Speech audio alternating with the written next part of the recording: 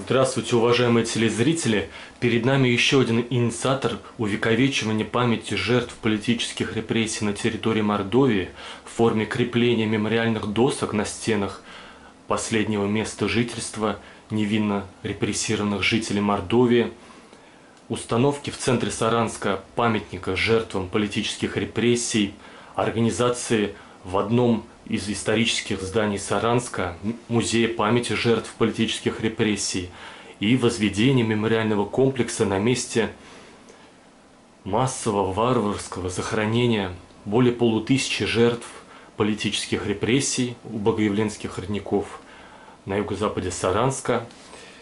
Если Виктор Михайлович Курусин, если не упоминать всех регалий одного из членов нашей инициативной группы, то можно сказать, что он директор автономной некоммерческой организации дополнительного профессионального образования, специальные курсы обучения частных охранников и детективов, подполковник запаса органов внутренних дел, бывший начальник курсов учебного центра при Министерстве внутренних дел по Республике Мордовия. Виктор Михайлович, расскажите, пожалуйста, как вы пришли в органы внутренних дел и как происходило ваше профессиональное развитие? В органы внутренних дел я пришел по комсомольской путевке. Значит, раньше у нас был комсомол, сейчас его нет, как вы знаете. Вот. И не хочу сказать, что лучшие люди, но, наверное, и так все же будет правильнее сказать, направлялись вот по комсомольским путевкам в органы внутренних дел.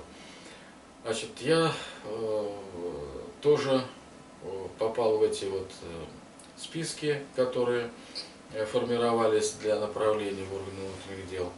Вот. И меня направили вперед, значит, в МЧС. В МЧС я работал где-то, наверное, года 3-4, затем уже меня перевели в учебный центр. Вот. В учебном центре, коротко расскажу о себе тоже, работал я преподавателем учебного центра, затем перевели меня начальником курса учебного центра. Это, если вы, так кратко сказать, это все построения, вот, патрулирование в городе Саранске, это все вот было в ведении начальника курса. Это какие годы было, Виктор Михайлович? Ну, это были годы где-то вот, значит, если брать МЧС, это 1982 по 1986 я работал вот, в МЧС, а затем уже еще 16 лет я проработал, даже, наверное, больше 16, да, проработал в органах внутренних дел, это в учебном центре при МВД нашей республики. Хочу сказать, что работа была интересная. Значит, готовили мы милиционеров, а также были офицеры, которые готовились по разным направлениям. Значит, затем для служб в органах внутренних дел. Значит, были просто ребята, которые затем работали рядовыми сержантами в патрульно-постовой службе. Вот. А часть, значит, офицерского состава, которая обучалась в учебном центре, они работали в следственных, значит, отделах, вот, ну и в криминалистических и в других. Хочу сразу сказать, что работа интересная, и люди, которые приходили к нам учиться, они как-то всего себя отдавали за эту вот, как говорится, по этой профессии, что ли, для того, чтобы у нас не было преступности, как в Мордовии, так и, значит, во всей стране. Вот. Кратко скажу, что, значит, Служба мне давалась, я хотел сказать, не так уж тяжело, но более-менее так легко, я бы сказал, но она была интересной. Затем, когда я ушел уже, так сказать, на пенсию, вот, здесь в это время, значит, при Министерстве внутренних дел тоже, но это была отдельная организация, начальник там был Лавров Виктор Матвеевич, он организовал, значит, ну, в общем, как бы сказать, подразделение, что ли, такое, в которые вошли люди, ранее работавшие в органах внутренних дел, ушедшие на пенсию, и затем уже пришедшие вот вместе с Лавровым, ну, чтобы стать, так скажем, помощниками, что ли, для действующих сотрудников органов внутренних дел. Когда здесь мы собрались, поговорили о том, как мы будем помогать сотрудникам органов внутренних дел, значит, были у нас несколько направлений. Значит, были направления, которые непосредственно, значит, ну, патрулировали, что ли, вместе с сотрудниками органов внутренних дел, значит, улицы города Саранска. Ну, это вот как дружинники, если так вот можно сказать. Вот. Также у нас и организовались вот, о чем мы выше сказали, это курс по обучению частных охранников и детективов. Вот. Ну, как обычно, это все было сделано с оформлением бумаг. Вот. И здесь вот, значит, так сказать, меня назначили руководителем этих курсов. Курсы были организованы в 1999 году. Вот, а уже начали, так сказать, полную меру работы с 2000 года. И мы вот работаем уже сейчас 18 лет, значит, по этому направлению. У нас много уже отучилось ребят, они сейчас работают в охране, как у нас по Мордовии, так и по стране. Большую часть это в Москве, Санкт-Петербурге, вот, Нижнем Новгороде и другие города. То есть московские организации, многие охраняются те, кого вы обучали навыкам владения оружием? Да, московские организации, да, охраняются, и притом оттуда, значит, нам звонят, то есть существует обратная связь, вот, что наши работники дисциплинированные и москвичи, так скажем, руководители частных охранных предприятий и организаций, они хотят, чтобы все-таки наши ребята работали у них. Вот. Ну, естественно, они, конечно, проходят все экзамены, которые должны были сдать, они сдают, и затем уже работают в этих частных охранных предприятиях. Ну, вот это, так сказать, кратко я просто сказал про себя, как я пришел вот, значит, в эту организацию, и как я вместе со своими товарищами, тоже у нас преподаватели, они также работали, значит, в органах внутренних дел ранее. И они сейчас вот готовят кадры, вместе с ними я тоже, для, значит, вот, гражданских организаций, которым нужны, значит, охранники. Ну, а что касается вот мемориального комплекса, это, конечно, наши, так сказать, вот особенно брать, если репрессированных людей, то это наша, конечно, беда. Вот здесь я, конечно, полностью за то, чтобы вот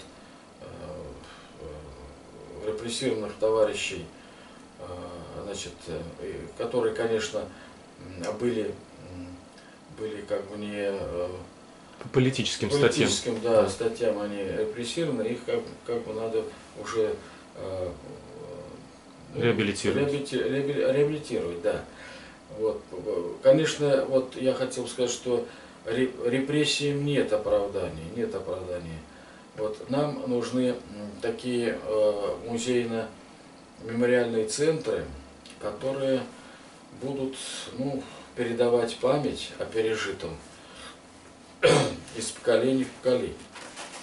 Я думаю, должна быть продолжена работа вот, по поиску места массовых захоронений,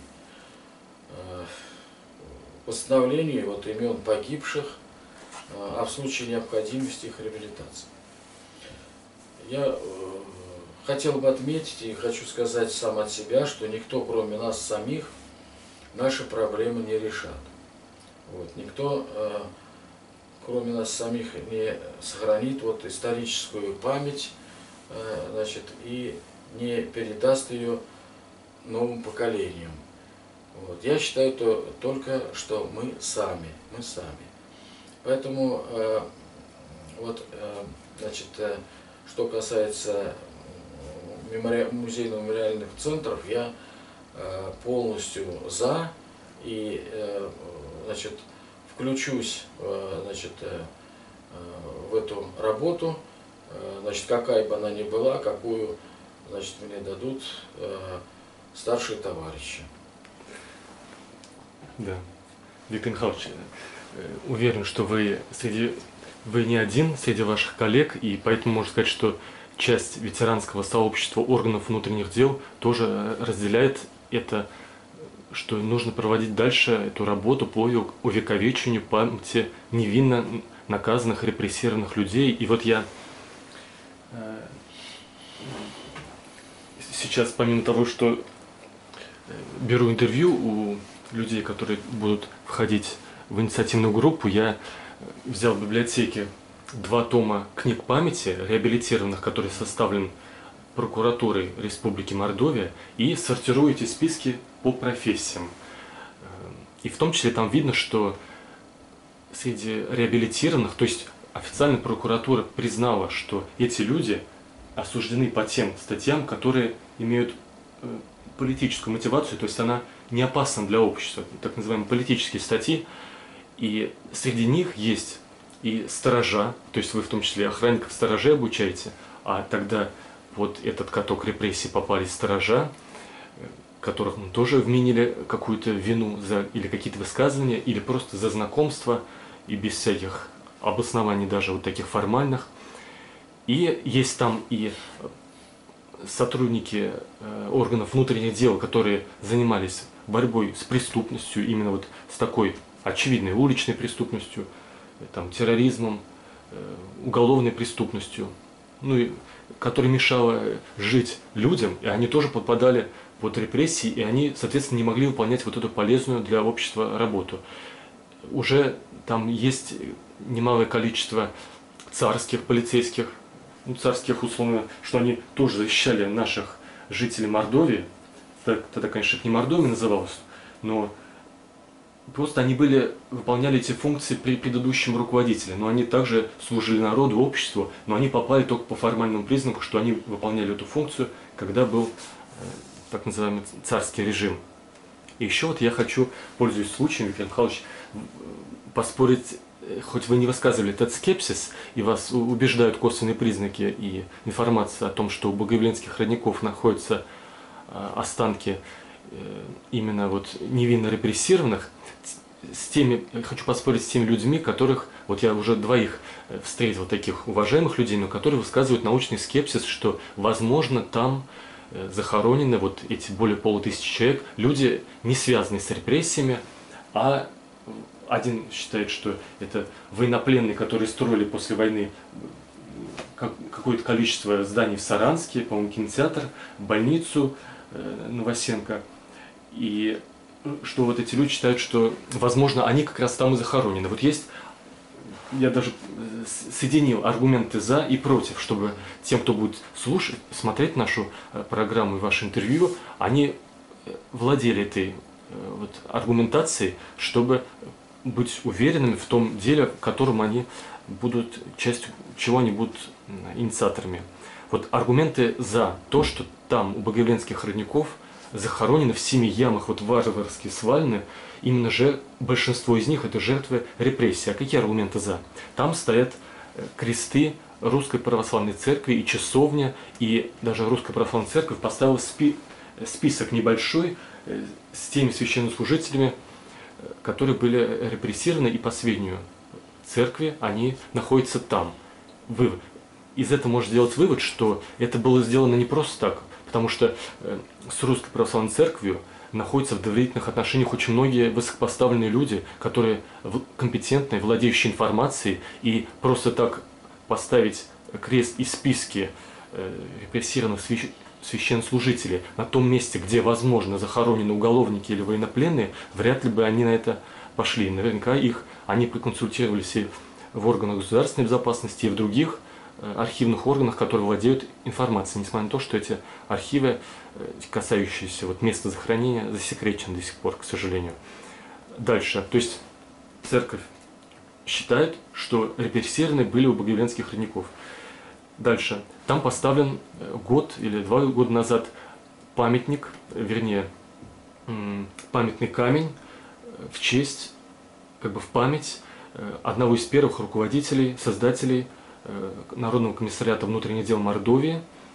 И он был поставлен за счет средств Министерства внутренних дел Республики Мордовия, и на открытии его выступал заместитель министра внутренних дел Республики Мордовия. И вряд ли бы государственные деньги были выделены на такой камень на месте, которое под вопросом, и вряд ли заместитель министра как бы благословил своим участием в открытии на том месте, которое нет никаких доказательств, что там именно репрессировали. Скорее всего, ему подготовили справку, и по связям, в том числе с органом безопасности, проконсультировали, можно ли доверять версию историков, что здесь репрессированы. Наверняка это не просто так, они выделили деньги на памятный, на камень и участвовали в открытии. То есть МВД тоже считает, что репрессированы были захоронены именно у этого богоявленского родников. Дальше. Прокуратура тоже считает, что репрессированы были захоронены, и часть репрессированных была захоронена у богоявленских родников. И те, что найдены, вот эти останки тел, это именно большинство гарантированной репрессии. Потому что один из прокуроров Республики Мордовия, Тимошкин, сам, можно сказать, допрашивал или разговаривал с бывшим водителем, работающим в 30-х годах и отвозившим трупы расстрелянных людей во время Большого террора. Именно это место он показал, это место, рассказал об этом месте, показал, и ему уже нечего было терять, он уже был, как бы сказать, перед смертью, и он рассказал прокурору, одному из прокуроров республики. И прокуратура это убедила, и как раз Тимошкин, он вышел на историков Абрамова, Кручинкина, и они вместе нашли это место и провели поисковые работы. То есть МВД, церковь, прокуратура считает, что репрессированные были там. Дальше.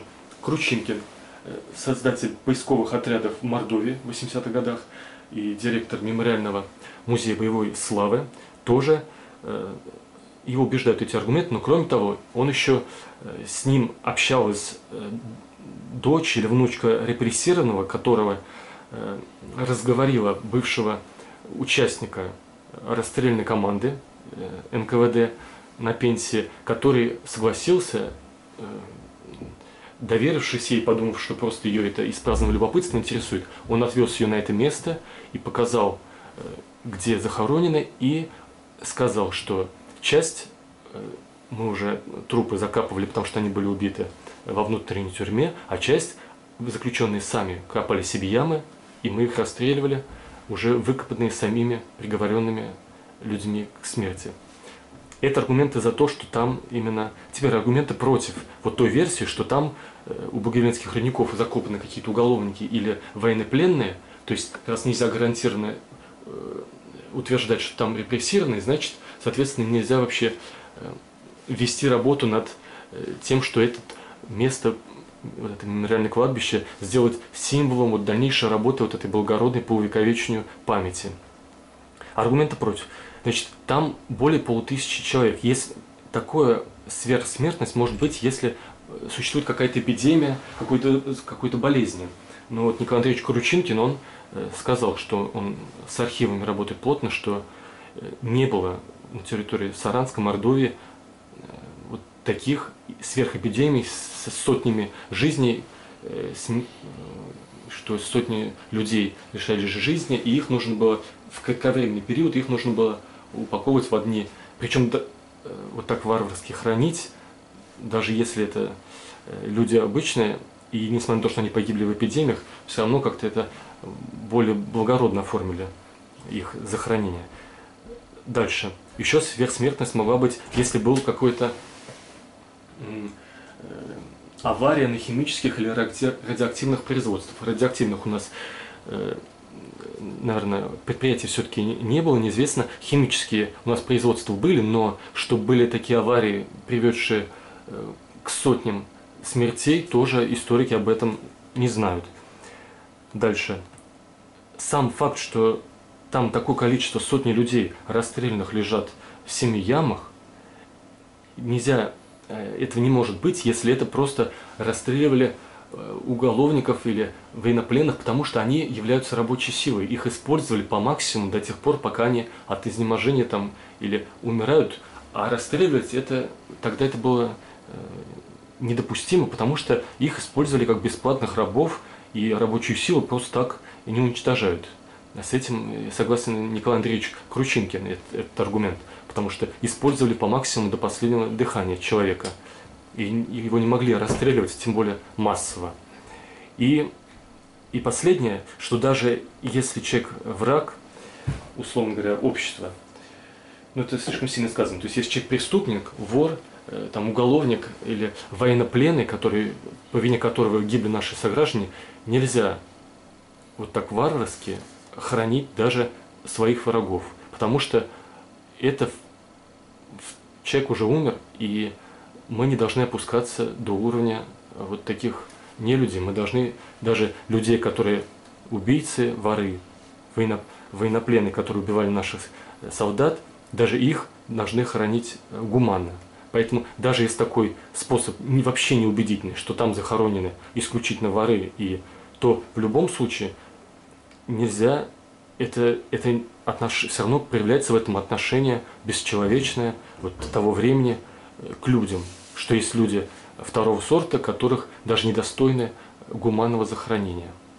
Вот как вы прокомментируете, хотя... Я полностью согласен с теми